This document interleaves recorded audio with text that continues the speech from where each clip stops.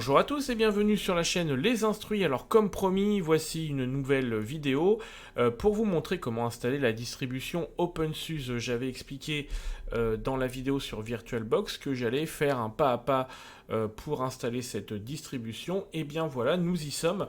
Donc je vais vous montrer comment faire. Donc vous avez normalement récupéré l'image disque, donc le fichier ISO sur le site d'OpenSUSE. Et maintenant, nous allons ensemble installer cette distribution et vous allez voir que c'est très simple. Donc moi, évidemment, je vais le faire sous VirtualBox puisque je ne peux pas enregistrer la vidéo pour vous montrer et en même temps installer sur mon ordinateur, puis je n'ai pas envie de casser ma machine. Donc je fais ça sous machine virtuelle. On suppose que vous avez votre clé USB qui est prête, qui est bootable avec la distribution OpenSUSE dessus. Si ce n'est pas le cas, je vous renvoie à la vidéo sur VirtualBox qui vous explique comment faire. Vous insérez donc la clé dans l'ordinateur et ensuite on va démarrer sur la clé. Donc moi je vais démarrer ma machine comme si c'était un ordinateur normal, voilà. Et normalement vous arrivez sur cet écran qui vous propose l'installation de OpenSUSE. Donc c'est très simple. Voilà comment ça se passe. Sur cet écran, vous pouvez dans un premier temps changer le langage. Donc vous tapez F2. Voilà, vous voyez en bas sur l'écran ici. Voilà, donc vous tapez F2 et on va pouvoir mettre en français ce qui va être plus pratique. Voilà. Ensuite, vous choisissez donc démarrer à partir du installation, excusez-moi. Donc vous cliquez sur installation et c'est parti.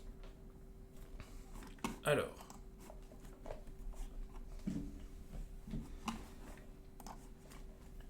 Donc le chargement des fichiers est en train de s'opérer dans la machine.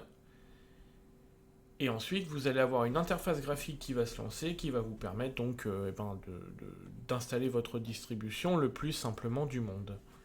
Voilà, donc l'assistant d'installation est en train de se charger. Donc pour rappel, j'installe donc la version OpenSUSE Leap 15.4. Donc c'est pas la version Tumbleweed, comme je l'avais expliqué. La version Leap, c'est donc la version stable, alors que la version Tumbleweed est la version Rolling Release. Donc ici, vous devez accepter la licence. Donc par défaut, comme j'avais choisi la langue française, il m'a mis sur français. Alors il y a un petit bug sur cette version, c'est qu'on n'a pas le texte du coup. Dans la version 15.3, il y avait. Donc voilà, un petit bug, je ne sais pas si ça a été remonté. Ici, vous choisissez la disposition du clavier, donc par défaut français. Vous pouvez taper ici pour vérifier que le clavier fonctionne bien. Et ensuite, on clique sur suivant. Donc, vous voyez à côté, ici à gauche, vous avez un sommaire qui vous récapitule toutes les étapes par lesquelles on va devoir passer pour installer la distribution. Alors ici, on vous demande si vous souhaitez activer les dépôts en ligne. Donc si vous souhaitez installer et avoir les paquets les plus frais qui se trouvent sur les dépôts, vous pouvez activer cette option, sachant que ça va prendre par contre un petit peu plus de temps. Sinon, ça va installer uniquement les paquets qui sont sur la clé USB. Donc moi, je vais mettre non pour gagner du temps, puis ça me permettra après de vous montrer comment faire la mise à jour. Alors ici, vous devez choisir votre environnement de bureau. Donc OpenSUSE par défaut propose, ils mettent surtout, pas par défaut, mais ils mettent en avant le bureau KDE Plasma, voilà, qui est très bien sur OpenSUSE, il est bien optimisé, donc ça peut être un choix judicieux. Pour ma part, moi je préfère GNOME ou XFCE. Donc ici, vous voyez sur mon ordinateur, je suis sur XFCE, donc on va mettre GNOME, voilà, ça permettra de voir un petit peu la différence. Mais encore une fois, le KDE Plasma est très bien optimisé sur OpenSUSE. Donc vous sélectionnez votre bureau et vous cliquez sur suivant. Alors ici nous arrivons à l'étape du partitionnement du disque. Donc vous avez plusieurs possibilités. Soit vous choisissez l'installation guidée ici, donc c'est un assistant qui va vous faire tout automatiquement. Ou bien vous pouvez choisir le partitionnement en mode expert. Donc on va choisir celui-ci. Je vais vous montrer moi comment je fais, quelle est ma méthode. Et puis après vous choisirez celle qui vous convient le mieux. Voilà, moi je vous montre une méthode qui fonctionne. Donc démarrer avec les partitions existantes. Donc ici vous avez votre disque dur. Alors moi il s'appelle VirtualBox puisque je suis sous machine virtuelle. Mais normalement, voilà, vous avez donc vos disques durs qui sont ici dans la section disque dur. Voilà. Donc il va falloir ici, sur cette fenêtre, créer vos partitions. Donc on va en créer 3. Il y aura une partition dédiée à l'EFI, une partition pour le swap, et ensuite une partition pour le disque racine, donc avec tous les fichiers système. Donc je vais ici ajouter une partition. Donc si vous avez d'autres partitions, vous les supprimez, sauf si vous voulez les conserver. Donc pour rappel, si vous avez par exemple une partition Windows et que vous souhaitez installer Linux, si vous supprimez les partitions, évidemment, vous allez écraser votre Windows. Donc si vous souhaitez conserver, il ne faut pas faire cette méthode-là. Choisissez plutôt l'installation guidée ou le partitionnement manuel si vous savez ce que vous faites. Mais en faisant ça, moi, donc, je vais installer uniquement Linux sur mon disque dur. Donc on va faire ajouter une partition. Ici, je vais choisir taille personnalisée. Donc je vais commencer par la partition UEFI. Donc je mets 500 mégabits, ça suffit. Je clique sur suivant. Alors ici, j'ai pas besoin de toucher. Et là, je sélectionne partition de démarrage EFI. Ensuite, donc par défaut, il me propose le système de fichiers FAT. Donc c'est parfait. Pour le EFI, c'est ce qu'il faut mettre. Partition système EFI. Et vous voyez, donc point de montage. On est dans /boot/EFI. Je clique sur suivant. Et voilà, j'ai ma première partition qui est créée. Ensuite, je vais créer ma deuxième partition. Cette fois-ci, qui va être réservée au swap. Donc le swap, c'est ce qui va permettre de stocker tous les fichiers nécessaires lorsque la mémoire se vide si on a besoin de place supplémentaire. Donc moi, j'ai 4 Go de RAM sur cette machine virtuelle. Donc je vais mettre 4 Go, même si c'est rarement utilisé, 4 gigabits. Voilà, on clique sur suivant. Et là, je précise que c'est pour le swap. Suivant, swap, donc système de fichiers, point de montage, ID partition, swap Linux. Donc c'est bon. Donc là j'ai maintenant mon EF ici, mon swap, et ensuite maintenant je vais récupérer tout l'espace disponible sur mon disque dur pour le reste, donc pour la partition système. Donc ajouter une partition, et là vous voyez par défaut, donc je choisis la taille maximale, je clique sur suivant, et donc cette fois-ci, je vais sélectionner système d'exploitation. Voilà, donc le système de fichiers, moi j'ai un disque dur SSD, donc du coup on peut laisser en BTRFS avec les instantanés. Vous pouvez également choisir le XT4 si vous préférez. C'est au choix. Voilà, et point de montage, donc on est bien sur le slash, donc c'est la racine du disque. Vous pouvez, si vous le souhaitez, créer une quatrième partition avec uniquement les fichiers. Hein, donc je ne sais pas si je peux revenir. Normalement, non, je ne peux pas. Bon, c'est pas grave, je vais recommencer. Ajouter une partition. Ici, voilà. Donc au lieu de choisir système d'exploitation, vous prenez données applications tierces. Si vous voulez faire une quatrième partition. D'accord. Donc là, moi, système d'exploitation, c'est là-dessus que vous allez monter donc la racine du disque. Mais vous pouvez également créer une partition avec /home pour toutes vos données utilisateurs. Et dans ce cas-là, vous choisissez données et applications à l'écran précédent. On clique sur suivant. Et voilà, maintenant, c'est terminé. Donc, j'ai... du coup... Alors, attendez, que je vous dise pas de bêtises. Je vérifie que tout est correct. 500 mégas, voilà, 4 gigas, 41, donc c'est parfait, tout est ok. Donc là j'ai maintenant mes 3 partitions qui sont créées, je vais pouvoir cliquer sur accepter. Alors ici il me précise qu'il n'y a pas de partition démarrage BIOS, donc ce qui est normal puisque moi je suis en EFI, donc ça ne posera pas de problème. Vérifiez par contre que vous êtes bien avec un ordinateur disposant d'un EFI, non pas d'un BIOS standard comme il y avait autrefois. Sinon, il va falloir créer une partition boot pour pouvoir faire fonctionner votre système. Donc ici, je clique sur oui pour continuer. Et donc là, vous avez un récapitulatif de ce qui va être fait sur votre disque dur. Vous pouvez vérifier une dernière fois que tout est correct. Et vous cliquez sur suivant. On va maintenant configurer donc, le fuseau horaire. Donc normalement, c'est automatique. Donc voilà. Donc en Europe, France. Donc ici... non, c'est bon, je suis bien placé. Voilà, vous pouvez normalement, je crois, zoomer sur la carte. Alors non, voilà, je peux changer et je vais me mettre ici. Voilà. Et maintenant, on clique sur suivant. Alors ici, vous mettez le nom d'utilisateur complet. Donc par exemple, nom et prénom. Donc moi, je vais mettre Thomas, tout simplement. Le nom d'utilisateur, donc ça, c'est ce qui va vous permettre de vous connecter sur votre machine, et notamment aussi dans un terminal. Donc c'est le nom de votre session, ce qui est différent du nom d'utilisateur complet. Le mot de passe. Donc voilà. Alors ici, moi j'aime bien décocher login automatique. Ça évite de se connecter automatiquement au démarrage de la machine. Moi je préfère entrer mon mot de passe. Et maintenant, on clique sur suivant.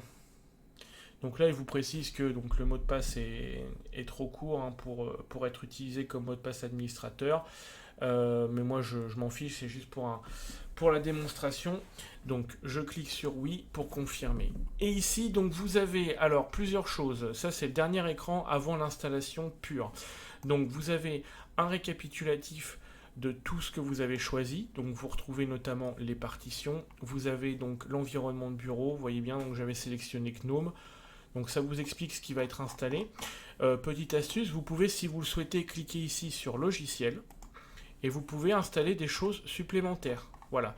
Par exemple, si vous voulez installer, alors je vais essayer de décaler, voilà. Si vous voulez installer un deuxième environnement de bureau, voilà, là ici j'ai GNOME.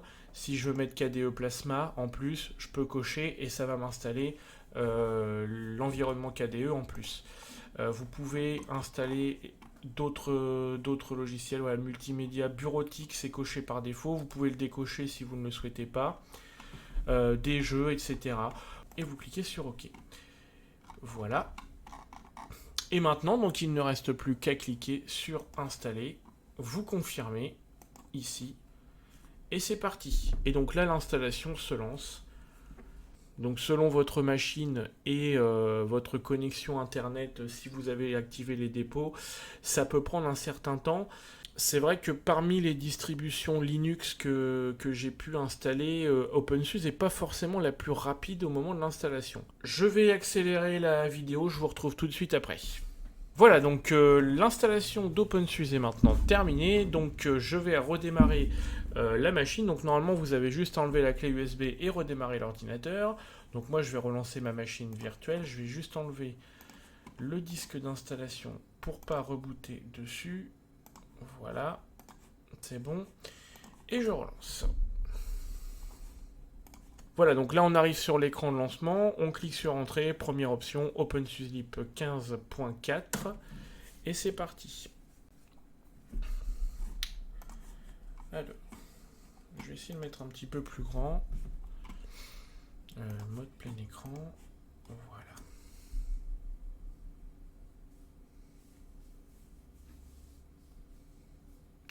Alors vous verrez que le premier démarrage normalement est assez long, mais une fois que vous aurez fait la mise à jour et que tout sera terminé, normalement ça devrait être assez rapide. En tout cas ça l'est pour moi. Donc ici, on ouvre la session. Voilà, donc encore une fois, tant que les mises à jour ne sont pas faites et tant que les pilotes graphiques ne sont pas installés, si vous avez une carte Nvidia comme c'est le cas pour moi, ça va être toujours un petit peu long au début. Mais c'est normal. Et voilà, donc maintenant je suis sur mon OpenSUSE Leap 15.4 avec la version GNOME en environnement de bureau. Alors je vais juste vérifier si je peux faire peut-être augmenter la résolution d'écran. Mais comme... Alors oui, je dois pouvoir le faire. Je vais mettre en... Voilà, 1080 ici. Voilà. Alors, première chose à faire, une fois que vous avez installé votre distribution, donc on fait une petite mise à jour. Donc, le terminal, voilà. Un petit sudo zipper refresh pour rafraîchir la liste des paquets. Le mot de passe. Alors... Ah oui, c'est le package kit est déjà ouvert. Normalement, c'est Yast qui doit tourner en arrière-plan. Voilà. C'est bon. Alors, une fois que c'est fait, donc là, ça m'a rafraîchi la liste des paquets par rapport au dépôt. Donc, je vais maintenant lancer la mise à jour. Sudo zipper, hop. Voilà. Donc là, j'ai 497 paquets qui vont être mis à jour. 11 nouveaux paquets installés et un paquet qui va être supprimé. Et au total, donc j'ai un téléchargement de 1,3 gigabits. Sachant que, comme je vous ai expliqué pendant l'installation, si vous avez activé les dépôts en ligne au moment de l'installation, vous ne devriez pas avoir autant de paquets à installer. Voilà, mais moi c'était pour vous permettre de vous montrer comment faire via le terminal après une première installation. Je vais juste changer la couleur du terminal, ça va me permettre de vous montrer comment faire. Voilà, donc on va aller dans Profil, ici, donc sans nom, et là je vais changer ici. Je vais choisir GNOME sombre, voilà, c'est plus simple. Peut-être. J'aime bien aussi le Tango, je crois que c'est celui-ci. Ouais, c'est pareil. Non, bah, je vais laisser sur GNOME sombre, ça ira très bien. Voilà, terminé. Alors, je lance la mise à jour et c'est parti. Alors, encore une fois, je vais accélérer la vidéo parce que ça risque d'être un petit peu long. Voilà, donc la mise à jour est maintenant terminée. Donc, on va redémarrer la machine comme on nous le conseille. Donc, un petit redémarrage ici. Voilà, redémarrer.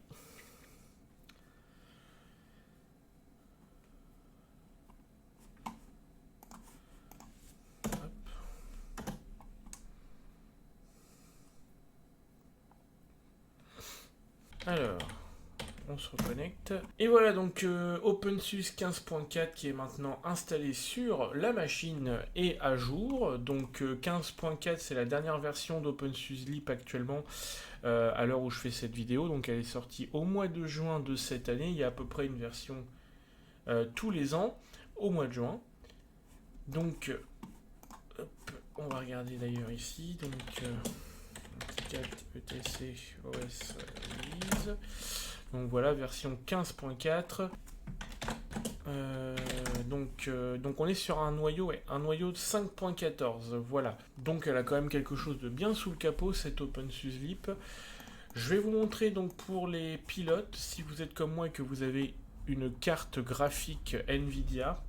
Donc on va aller dans YAST et je vais vous montrer. Alors YAST, où est-ce qu'il est, à chaque fois il y a un bug sous GNOME, je tape YAST et il ne me le met pas. Alors, il est ici, voilà, YAST. Hop. Alors pour installer les pilotes de la carte graphique Nvidia, donc on va dans dépôt de logiciel. Ça va me permettre en même temps de vous montrer comment ajouter le dépôt Pacman qui est nécessaire si vous voulez installer notamment les codecs multimédia. Donc par défaut, vous avez ces dépôts-là qui sont activés. Et donc pour ajouter un nouveau dépôt, on clique ici sur Ajouter et vous allez dans Dépôt communautaire, suivant. Et ici donc on active Pacman Repository et Nvidia Graphic Driver. Alors. Donc un petit rafraîchissement des dépôts en même temps, voilà. Ensuite, pour installer le pilote de la carte Nvidia, on va dans Installer, supprimer des logiciels. Alors j'avais déjà montré cette méthode-là dans une précédente vidéo, je crois que c'était la première vidéo sur OpenSUSE d'ailleurs. Ici à gauche, on va dans Vue, Dépôt, et il suffit d'aller dans Nvidia ici. Et ensuite, eh bien, vous choisissez le pilote Nvidia qui correspond à la version de votre carte graphique, enfin qui sera compatible avec votre carte graphique. Voilà, normalement il les sélectionne par défaut. Là il ne le fait pas, je pense que c'est parce que je suis sous machine virtuelle. Mais normalement c'est sélectionné par défaut, vous avez juste à faire accepter et il les lance. Voilà. Et bien écoutez, ce sera tout pour cette vidéo. Donc en suivant la méthode que je viens de vous montrer, vous pouvez installer donc une OpenSUSE propre et fonctionnelle sans problème. Voilà, n'hésitez pas si vous avez des questions encore une fois à me les poser dans les commentaires ou en adresse mail qui est dans la description. Et je vous donne rendez-vous pour une prochaine vidéo. À bientôt!